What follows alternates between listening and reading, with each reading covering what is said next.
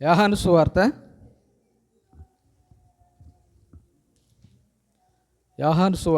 3వ అధ్యాయము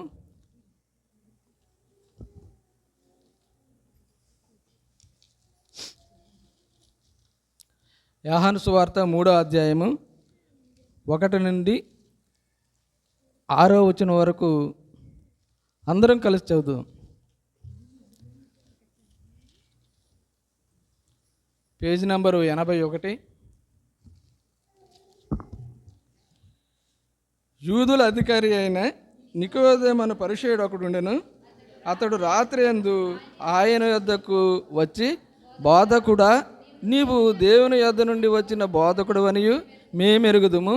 దేవుడు అతనికి తోడై ఉంటేనే కానీ నీవు చేయుచున్న సూచక క్రియలు ఎవడునూ చేయలేడని ఆయనతో చెప్పెను.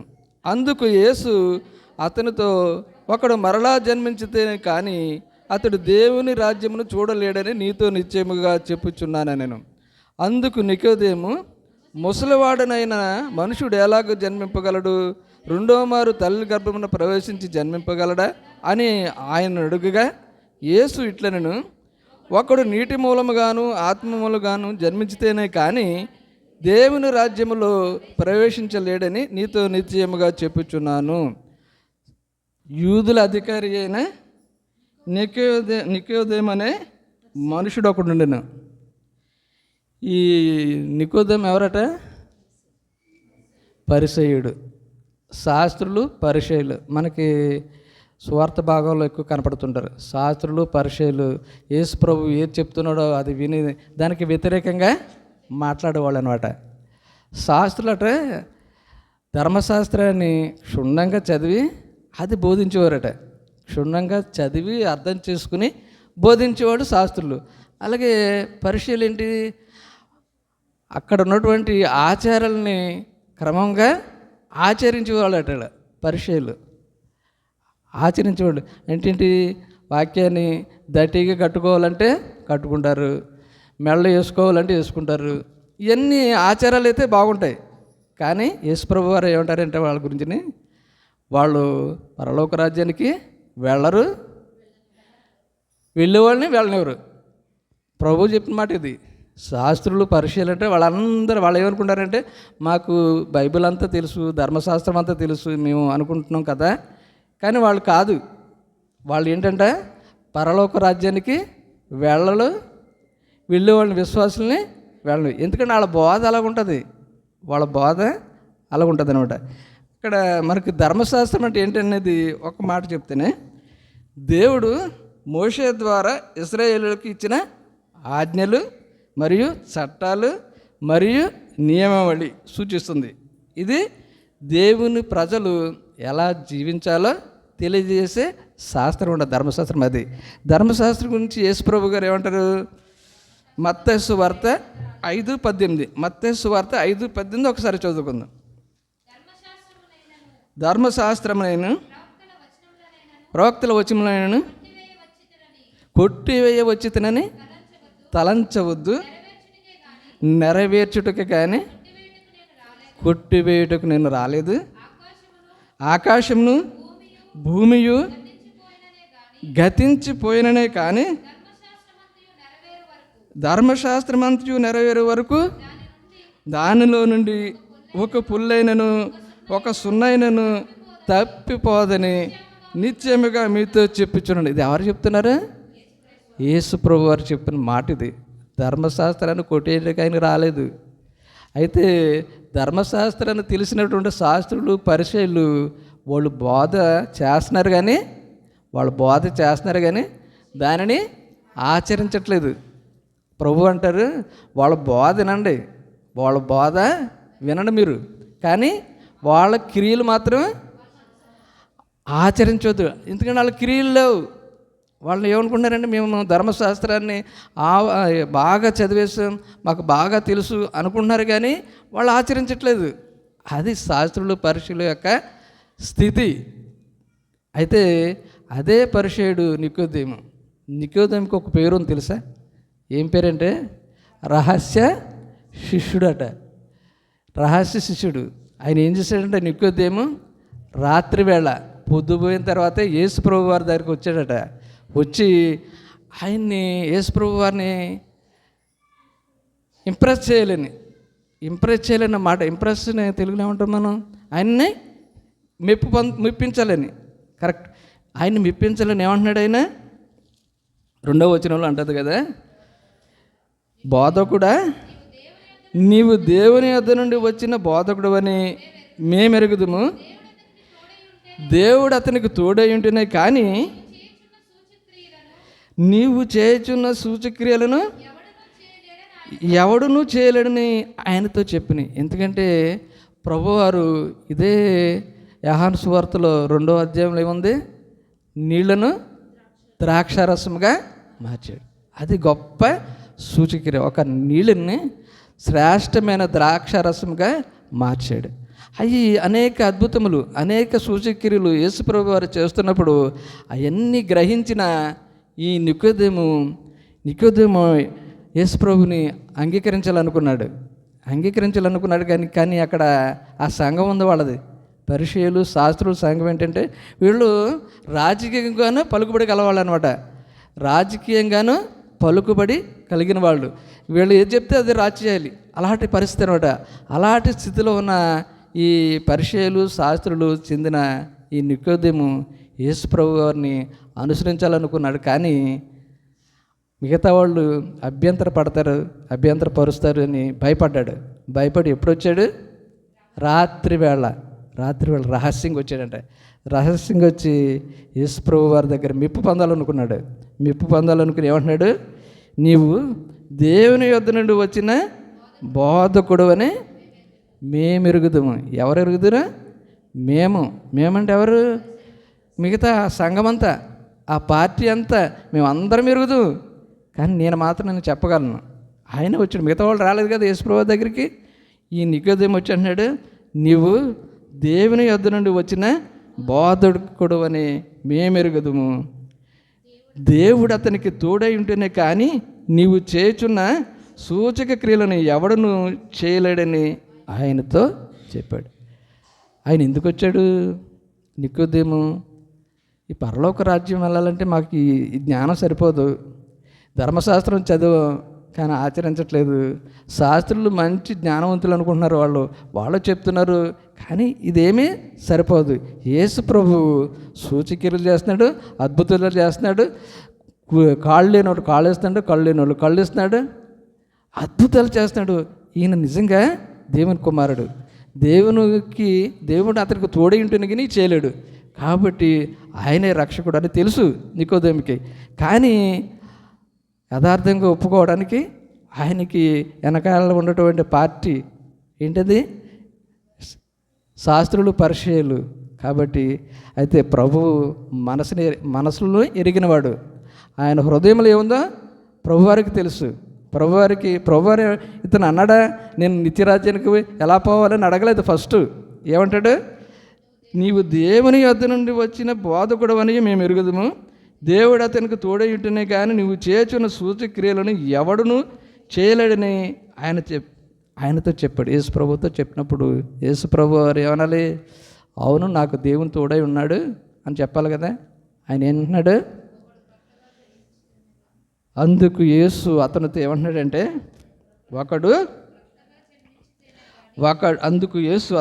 ఒకడు మరలా జన్మించితే కానీ అతడు దేవుని రాజ్యమును చూడలేడని నీతో నిశ్చయముగా చెప్పుచున్నాను. ఎందుకంటే యేసుప్రభు వారికి తెలుసాళ్ళు శాస్త్రులు, పరిసయ్యులు. మత్తయి సువార్త 23లో ఉంటుంది, ఒకసారి చూద్దాం. కొన్ని వాళ్ళు ఎలాంటి వాళ్ళు, వాళ్ళ విధానం ఎలాంటిది అనేది యేసుప్రభు గారు స్పష్టంగా చెప్తారు శాస్త్రులు, పరిసయ్యుల గురించి.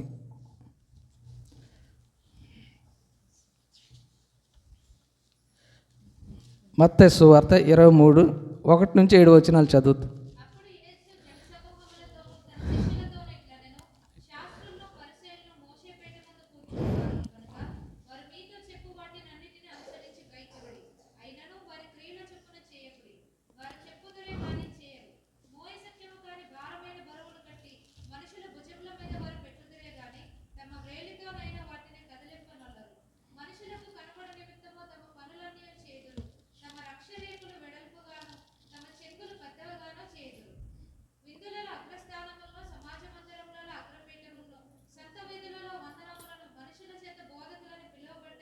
చాలండి చాలు. వాళ్ళు ఏంటంటే ఉన్నతమైన స్థితిని కోరుకుంటారనమాట. వాళ్ళు బయటికి గొప్పవాళ్ళుగాను చాలా భక్తులుగాను ఇలాగ కనిపించే విధానాలు ఉండాలని వారు కోరుకుంటారు. మనం కనపెడితే వాళ్ళకి ఏం చెప్పాలి? వెంటనే వందనాలు చెప్పాలి. అది వాళ్ళు కోరుకునేది, వందనాలు చెప్పాలి. అలాగే నిలువు టంగీలు వేసుకుని తిరుగుతారట బయట. వాళ్ళు ఇంకో మాట అంటాడు ప్రభువారు, వాళ్ళు ఏంటంటే వాళ్ళ ప్రార్థన దీర్ఘ ప్రార్థన. అంటే ప్రార్థన మొదలెట్టారంటే వదలరు అనమాట. ఏంటంటే వాళ్ళ ప్రార్థన మొదలెట్టారంటే వదలరు, చాలామన్నా వదలరు, చాలండినా వదలరు, అలాగంటది. ఒకసారి చిన్న సంఘటన చెప్తాను. ఎవరు ఒక ఆయన చెప్తున్నాడు, పాత పాస్టర్, పెద్ద పాస్టర్ అయిన. పూర్వం భోజనాలు పెట్టేవారు, మందిరం కాకపోయినా ఎవరైనా గృహకుడు మన లవ్ ఫీస్ట్ పెట్టున్నారు కదా. ఇప్పుడైతే మనం టేబుల్ మీద తింటున్నాం. పూర్వం ఎక్కడ తినేవారు తెలుసా? నేల మీద అందరు బాసిపెట్లు వేసి కూర్చుంటే విస్తరాకులు వేసి పెట్టేవారు. అప్పుడు ఏసన్న గారు చెప్పింది ఇది. ఏసన్న గారి మెసేజ్లో ఒకసారి ఇలా చెప్పాడు అనమాట. ఆయన ఒక బ్రదర్ని పిలిచి, బ్రదర్ ప్రార్థన చేయండి భోజనాల గురించి అన్నారంట. ఆయన ఈ లోపల ప్రార్థన మొదలెట్టాడు. అందరికి ఆకలేస్తుంది, ఆయన వదలతలేదు. ఈ లోపల మరి కింద కదా కుక్క వచ్చి ఒకరిది తినేస్తుందంట. అప్పుడు ఈయన వదలటలేదని కళ్ళు తెరిచి చూసేటప్పటికి కుక్క ఒకరు భోజనం తినేస్తుందంట. అప్పుడు భోజనాలు అయిపోయాక బ్రదర్ని పిలిచి, ప్రార్థన భోజనాల కొరకు చేయమన్నాను, నువ్వు అబ్రహాం గారి గురించి, యేసోబు గారి గురించి, యాకోబు గారి గురించి, దానియేలు గారి గురించి ఇవన్నీ మనకు చేయండి పర్వాలేదు, కానీ మనం భోజనాల గురించి చేసుకున్నప్పుడు భోజనాల గురించినే చేయాలి. కానీ ఈ పరిచయులు శాస్త్రులట ప్రార్థన మొదలెట్టారంటే దానికి అంతం లేదు. అలాంటి స్థితి ఉన్నా కూడా వాళ్ళు ఆచరించరు. ఇక్కడ ఒక మాట ఉంటుంది అనమాట, 13వ వచనంలో,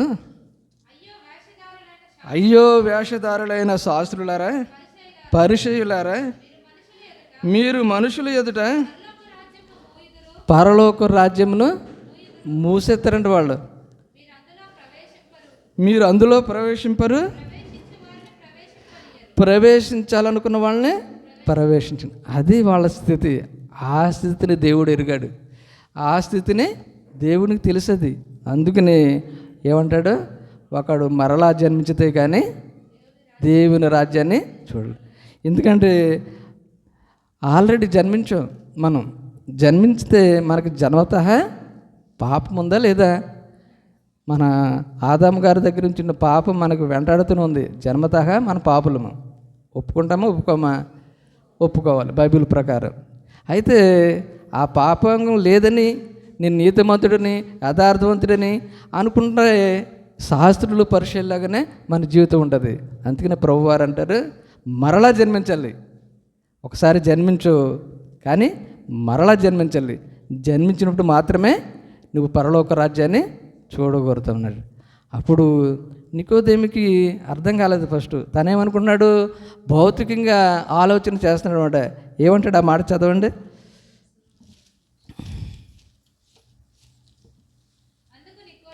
అందుకు నికోదేము, ముసలివాడైన మనుషుడు ఎలాగో జన్మింపగలడు? రెండవ మారు తల్లి గర్భమందు ప్రవేశించి జన్మింపగలడా? ఆయన అడగా యేసు ఇట్లా అంటున్నాడు. ఏమంటున్నాడు? ఒకడు నీటి మూలముగాను ఆత్మ మూలముగాను జన్మించితేనే కానీ దేవుని రాజ్యంలో ప్రవేశింపలేడని నీతో నిశ్చయముగా చెప్తున్నాను. అది నికోదేమనుకున్నాడేంటి, ప్రభు ఏంటి, దేవుడు ఏంటి, ఆల్రెడీ దేవునికి తోడై ఉంటేనే కానీ ఇలాంటి అద్భుత కార్యాలు చేయలేడు నేనన్నాను. ఈ మాత్రం తెలియదా యేసు ప్రభు వారికి? మరలా జన్మించుకుంటున్నాడు.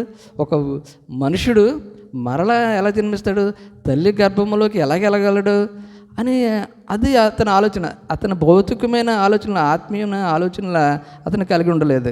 అప్పుడు అంటున్నాడు కదా ప్రభువారు, ఏమన్నారు?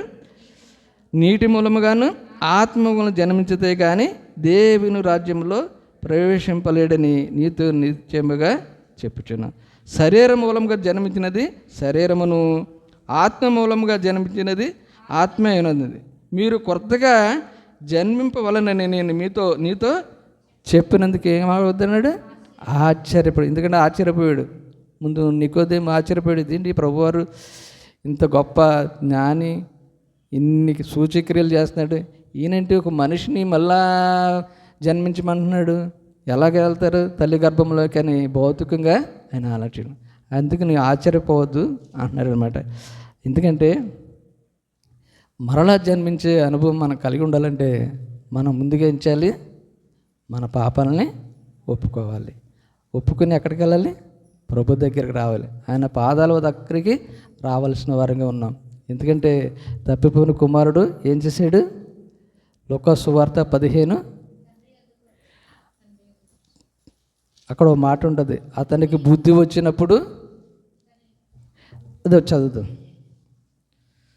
లూకా 15:17. లూకా 15:17. అయితే బుద్ధి వచ్చినప్పుడు వాడు నా తండ్రి వద్ద ఎంతోమంది కూలివాళ్ళు అన్నము సమృద్ధిగా ఉన్నది, నేనైతే ఇక్కడ ఆకలికి చచ్చిపోతున్నాను. నేను లేచి నా తండ్రి వద్దకు వెళ్ళి, తండ్రి, నేను పరలోకమునకును విరోధముగాను నీ ఎదుటను పాపము చాలండి. వాడు మనకు తెలుసు, తప్పిపోయిన కుమారుడు గురించి అందరికీ తెలుసు. సండే స్కూల్ కాడించి మనం వింటూ ఉంటాం. మరి దుర్వ్యాపారములు, దుర్వ్యసనములు దేవునికి అయిష్టమైనవి, దేవునికి అయిష్టమైనవి తనకు ఇష్టంగా చేశాడు. బోళ్ళు అంత డబ్బు పట్టుకెళ్ళాడు, ఆ డబ్బు అంతా పాడు చేసుకున్నాడు. చివరికి ఏమైంది?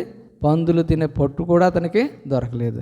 అప్పుడు అతనికి ఏమొచ్చిందంటే బుద్ధి వచ్చింది. బుద్ధి వచ్చినప్పుడు ఏం చేసాడట? బుద్ధి వచ్చినప్పుడు అక్కడితో ఆగిపోలేదు. నా తండ్రి వద్ద ఎంతోమంది కూలివాండ్రకు అన్నము సమృద్ధిగా ఉన్నది, నేనైతే ఇక్కడ ఆకలితో చచ్చిపోవచ్చున్నాను. నేను లేచి నా తండ్రి వద్దకు వెళ్ళి, తండ్రి ఇక్కడ ఒప్పుకుంటున్నాడు అనమాట. 18వ వచనంలో అంటాడు కదా, తండ్రి, నేను పరలోకమునకు విరోధముగాను నీ ఎదుటను పాపము చేస్తుని, ఇక మీదట నీ కుమారుడు అనిపించుకున్నటకు యోగ్యుడను కాను, నన్ను నీ కూలివానితో ఒకనగా పెట్టుకోనమని అతనితో చెప్పేదని అనుకుని లేచి తండ్రి వద్దకు వచ్చాడు. అతనికి బుద్ధి వచ్చినప్పుడు అక్కడితో ఆగిపోలేదు, అదే దేశంలో ఉండిపోలేదు, తన తండ్రి దగ్గరికి వెళ్ళాలని మనసు కలిగింది. అతను ఒప్పుకున్నాడు, నేను పరలోకమునకును నీకును విరోధముగా పాపం చేసి క్షమించమన్నప్పుడు తన తండ్రి దూరము నుండి కుమారుని చూసినప్పుడు తండ్రి ఏం చేశాడు? వాడు ఇంకనో దూరముగానే ఉండగానే తండ్రి వానిని చూచి కనికరపడి పరుగెత్తి వాడి మెడ మీద పడి ముద్దు పెట్టుకుని, చాలండి, ఆడు దూరముగా ఉండగానే, కుమారుడు దూరముగా ఉండగానే తండ్రి ఏం చేశాడు? కనికరపడ్డాడు. మన దేవుడు కనికర సంపన్నుడు, మన దేవుడు కనికర సంపన్నుడు. మనము ఆ స్థితిలో ఉంటే, మనం దేవుని దగ్గరికి వెళ్ళాలనే ఆలోచన కలిగినప్పుడు మనం ఏం చేయవలసింది? మన పాపాలని ఒప్పుకోవాలి. అది మారు జన్మ, నూతన జన్మం. మరలా జన్మించదని కానీ దేవుని రాజ్యంలో చూడలేము. కాబట్టి తప్పిపోయిన కుమారుడు తాను ఏం చేశాడు? బుద్ధి వచ్చిందనమాట. తన పాపముల కొరకు బుద్ధి తెచ్చుకున్నాడు. బుద్ధి తెచ్చుకొని తండ్రి దగ్గరికి వెళ్ళేటప్పుడు తండ్రి తనను చేర్చుకున్నట్టుగా ప్రశస్తమైన వస్త్రములు తొడిగాడు, చేతికి ఉంగరం పెట్టాడు, కాళ్ళకి చెప్పులు తొడిగాడు, ఒక క్రొవ్వుని దూడను వధించి విందు చేసినట్లుగా మనకు తెలుసు. కాబట్టి మన జీవితంలో అలాంటి తప్పిపోయిన స్థితిలో ఉంటే మనం కూడా ఏం చేయాలట? బుద్ధి తెచ్చుకోవాలి, మన పాపంలో ఒప్పుకోవాలి, దేవుని దగ్గరికి రావాలి. అది నూతన సృష్టి. మనం పాపములు ఒప్పుకోవాలన్నమాట. ఏమంటాడు నికోదేముతో ఏమన్నా మాట ఏంటది?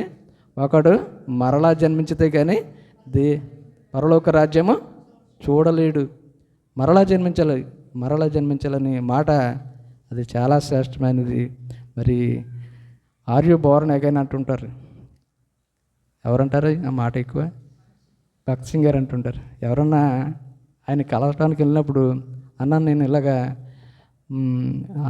రెగ్యులర్గా వస్తాను. ఎంతటోళ్ళైనా సరే, ఈవెన్ ఐఏఎస్ ఆఫీసర్ కూడా వచ్చి, అన్న మందిరానికి నేను రెగ్యులర్గా వస్తాను అంటే, ఆర్ యు బోర్న్ అగైన్ అనేవారట. నూతన మరలా జన్మించావా అంటే, పాపములు ఒప్పుకున్నావా, పాపములు ఒప్పుకుంటే దేవుని దగ్గరికి రా అని దాని అర్థం అయి ఉంటుంది. ఆయన ఎక్కువ మాట వాడేవారంట, ఆర్ యు బోర్న్ అగైన్. కాబట్టి అలాగే ఇంకో మాట, ఎవరు జక్కయ్య గురించి కూడా చెప్తూ ఉంటాం మనం. జక్కయ్య ఎవరు? సుంకరి. సుంకరి ఏంటంటే పనులు వసూలు చేసేవాడు. రోమా సామ్రాజ్యం, రోమా పరిపాలనలో ఉంటే ఈ సుంకరుల్ని పనులు కలెక్ట్ చేయడానికి ఉపయోగించుకునేవారట. వీళ్ళు ఏంటంటే ప్రభుత్వానికి ఏం కావాలి? పనులు కావాలి. వాళ్ళ పనులు వాళ్ళకి ఇస్తే చాలు, వాళ్ళకి ఇచ్చేస్తే చాలు. అయితే వీళ్ళు ఏం చేసేవారు? సుంకరులు అధికంగా వసూలు చేసేవారంట. 2 రెట్లు 3 రెట్లు అలాగ వసూలు చేసి దాచుకున్నాడు. అయితే తన స్థితిని తెలుసుకుని యేసు ప్రభుని చూడగోరాడు అనమాట. ఫస్ట్ తను అనుకున్నది ఏంటంటే యేసు ప్రభుని చూడగోరి ఏం చేశాడు? ఒక చెట్టు ఎక్కాడు, యేసు ప్రభుని చూశాడు. యేసు ప్రభుని చూడగోరుకున్నప్పుడు యేసు ప్రభు కూడా తనని చూశాడు. చూసి జక్కయ్య క్రిందకి దిగుమన్నాడు. గొప్ప జనసమూహం అన్నమాట. ఎందుకంటే జక్కయ్య పొట్టువాడు చూడలేని పరిస్థితి.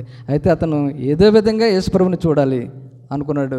చెట్టు ఎక్కినప్పుడు ప్రభువు జక్కయ్యని చూశాడు. చూసి, జక్కయ్య కిందకి దిగు, నేడు నీ ఇంటికి రావాల్సి ఉన్నది అన్నప్పుడు జక్కయ్య దిగి చాలా సంతోషపడిపోయాడు. జక్కయ్య చాలా సంతోషపడిపోయి, బోడంత ఆస్తుంది, బోడంత అన్నీ కలిగి ఉన్నాడు. అయినను ఎంతో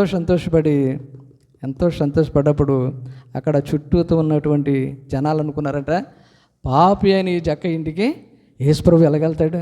జక్కయ్య పాపి, ఇతను ఈ పాపుల ఇంటికి యేసుప్రభు గారు ఎలాగెళ్తారు అని వాళ్ళు ఆశ్చర్యపోయి గుసగుసలాడుకున్నారు, షణుక్కున్నారంట. ఈవెన్ శిష్యులు కూడా. అలాంటి సమయంలో అక్కడ ఒక మాట ఉంటుంది, చదువుదాం. అది జక్కయ్య 19:8-9 ఒకసారి చదువు. లూకా 19 ఒకసారి అందరూ తీద్దాం.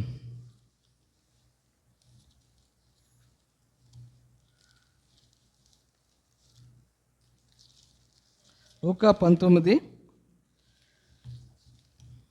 మొదటి నుంచి చదువుకుందాం. ఆయన సంచరించుచు యెరికో పట్టణంలో ప్రవేశించి దాని గుండా పోవచ్చుండును. ఇదిగో సుంకపు గుత్తదారుడును ధనవంతుడనైన జక్కయ్య అను పేరు గల ఒకడు యేసు ఎవరో అని చూడగోరును. పొట్టివాడైనందున జనులు గంపుగూడి ఉండుట వలన చూడలేకపోయాను. అప్పుడు యేసు ఆ త్రోవను రానయున్నాడు కనుక అతను ముందుగా పరిగెత్తి ఆయనను చూచుటకు ఒక మేడి చెట్టు ఎక్కెను. యేసు ఆ చోటుకు వచ్చినప్పుడు కన్నులెత్తి చూచి, జక్కయ్య త్వరగా దిగుము, నేడు నేను నీ ఇంట ఉండవలసి ఉన్నదని చెప్పగా అతడు త్వరగా దిగి సంతోషంతో ఆయనను చేర్చుకొనెను. అందరూ అది చూచి ఈయన పాపి అని మనుషుని వద్దకు బస చేయ వెళ్ళినని చాలా షణుకురి. జక్కయ్య నిలవబడి, ఇదిగో ప్రభువా, నా ఆస్తిలో సగం బీదలకు ఇచ్చుచున్నాను.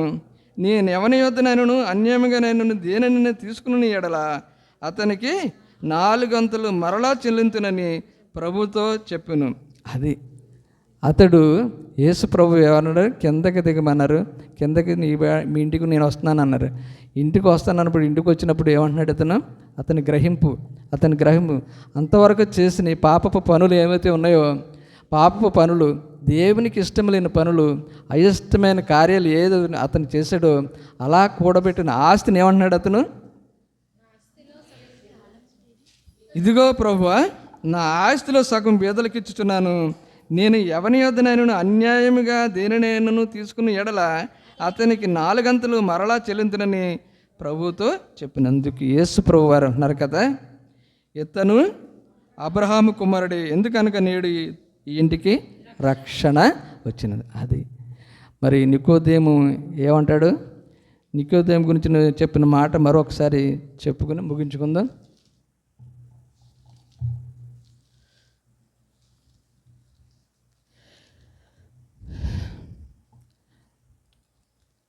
బోధకుడా, నీవు దేవుని యొద్ద నుండి వచ్చిన బోధకుడు అని మేము ఎరుగుదుము. దేవుడు అతనికి తోడై ఉంటేనే కానీ నీవు చేయుచున్న సూచక్రియను ఎవడనూ చేయలేడని ఆయనతో చెప్పును. అందుకు యేసు అతనితో, ఒకడు మరలా జన్మించితేనే కానీ అతడు దేవుని రాజ్యమును చూడలేడని నీతో నిశ్చయముగా చెప్పుచున్నానని. అందుకు నికోదేము, ముసలివాడినైన మనుషుడు ఎలాగ జన్మింపగలడు? రెండో మారు తల్లి గర్భమందు ప్రవేశించి జన్మింపగలడా అని ఆయనను అడుగగా, యేసు ఇట్లనను, ఒకడు నీటి మూలముగాను ఆత్మ మూలముగాను జన్మించితేనే కానీ దేవుని రాజ్యంలో ప్రవేశింపరని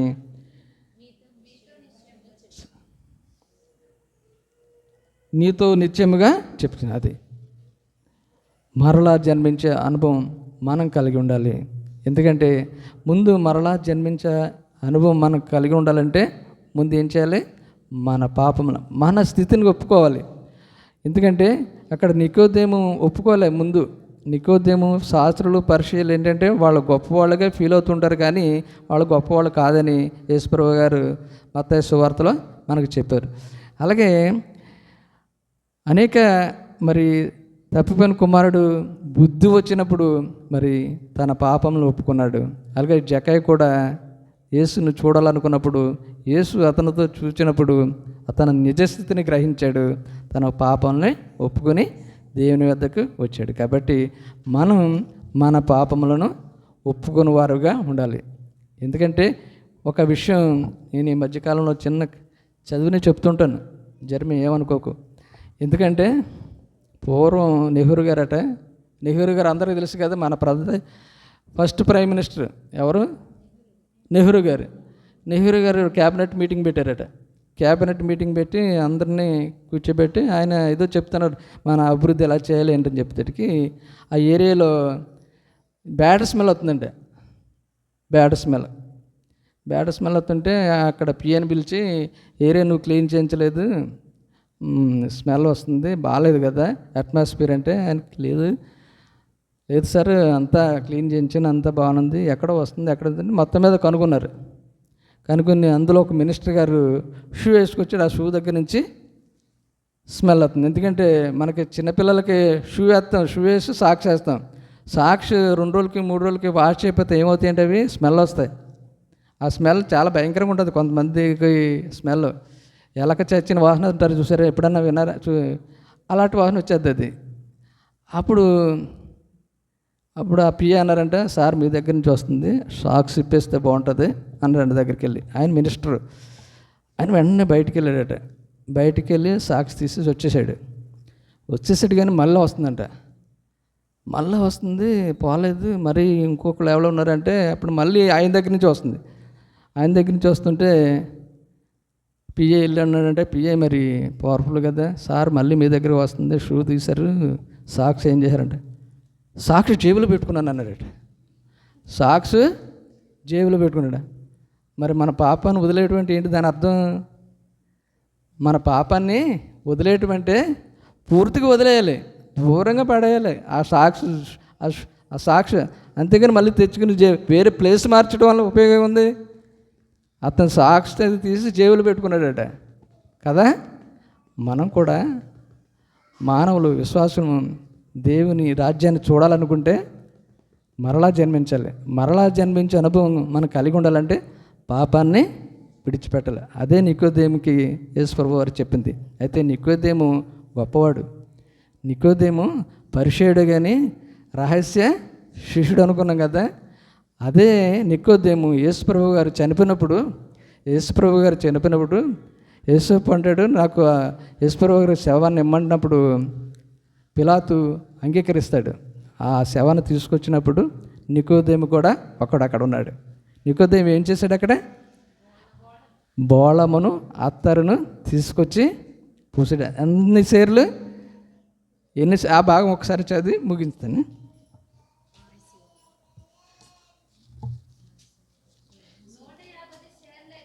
150 షేర్లు ఎక్కడది ఒకసారి చూపించు.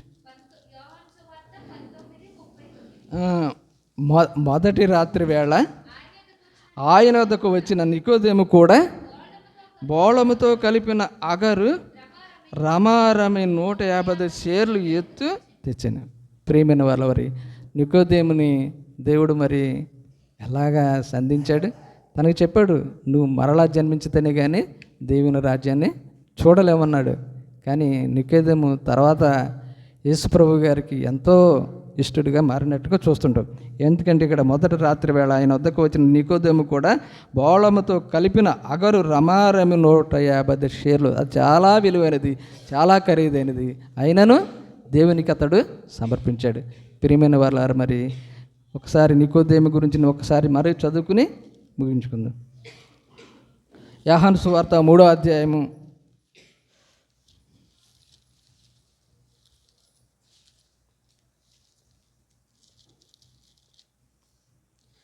'యూదుల అధికారి అయిన నికోదేమును పరిసయ్యుడు ఒకడు ఉండెను. అతడు రాత్రి అంది ఆయన వద్దకు వచ్చి, నీవు దేవుని యొద్ద నుండి వచ్చిన బోధకుడు అని మేము ఎరుగుదము. దేవుడు అతనికి తోడై ఉంటేనే కానీ నువ్వు చేయుచున్న సూచక్రియలను ఎవడనూ చేయలేడని ఆయనతో చెప్పాను. అందుకు యేసు అతనితో ఒకడు మరలా జన్మించితేనే కానీ అతడు దేవుని రాజ్యమును చూడలేడని నీతో నిశ్చయముగా చెప్పుచున్నానని అన్నకని.